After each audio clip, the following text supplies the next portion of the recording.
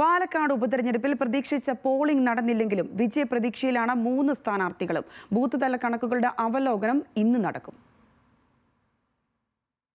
കഴിഞ്ഞ നിയമസഭാ തെരഞ്ഞെടുപ്പിനെ അപേക്ഷിച്ച് 5% പോളിംഗ് കുറഞ്ഞത് മുന്നണികളെ ആശങ്കപ്പെടുത്തുന്നുണ്ടെങ്കിലും വിജയപ്രതീക്ഷയിൽ ഒരു തരത്തിലുമുള്ള ആശങ്കയും വേണ്ടെന്നാണ് സ്ഥാനാർത്ഥികൾ പറയുന്നത്. പിരായിരിയിൽ പോളിംഗ് കുറഞ്ഞതാണ് LDFനും NDAയ്ക്കും ഒരുപോലെ പ്രതീക്ഷ നൽകുന്നത്. UDF സ്വാധീന മേഖലയിൽ വോട്ട് കുറയുന്നത് നേട്ടമാകുമെന്ന് ഇരുവരും ഒരുപോലെ അവകാശപ്പെടുന്നു.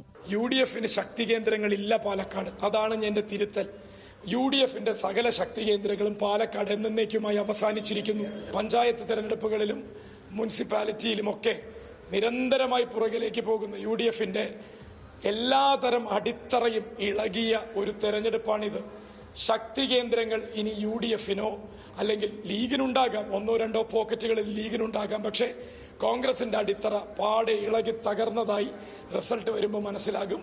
താല്പര്യമില്ലാത്തൊരു സ്ഥാനാർത്ഥിക്ക് വേണ്ടി എന്തിനു വോട്ട് ചെയ്യണമെന്ന് കോൺഗ്രസുകാരും UDFകാരും തീരുമാനിച്ചിരുന്നു. അവരത് നടപ്പിലാക്കി. പാലക്കാട്ട് ഇത്തവണ പാലക്കാട്ടുകാരെ ഇതുപോലെ പാലക്കാടിനെ വഞ്ചിച്ചു പോയ UDFന്റെ ജനപ്രതിനിധിക്കെതിരായിട്ടുള്ള വികാരം ഇത്തവണ വോട്ടിലൂടെ പ്രതിഫലിപ്പിക്കും. അത് NDAയ്ക്ക് അനുകൂലമായിട്ടുള്ള വിധിയെഴുത്തായിരിക്കും.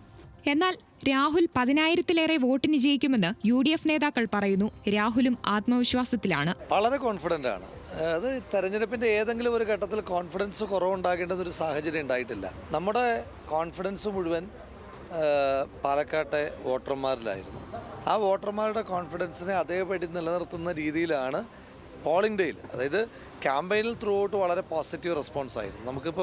ഇപ്പം നമുക്ക് ഒരു തെരഞ്ഞെടുപ്പുമായി ബന്ധപ്പെട്ട് ഫീൽഡിൽ പോകുമ്പോൾ നമുക്കറിയാം എന്താണ് ഫീൽഡിലെ പൾസ് എന്ന്. ആ പൾസിനെ അതേ രീതിയിൽ തന്നെ നിലനിർത്തുന്ന ദിവസമായിരുന്നു പോളിംഗ് ഡേ. പ്രവർത്തകർ നൽകുന്ന ബൂത്ത് തല കണക്കുകളുടെ അടിസ്ഥാനത്തിൽ ഇന്ന് മുന്നണികളുടെ അവലോകനം നടക്കും. തുടർന്ന് അന്തിമ നിഗമനത്തിലേക്ക് കടക്കാമെന്നാണ് നേതാക്കൾ പറയുന്നത്. ന്യൂസ് മലയാളം, പാലക്കാട്.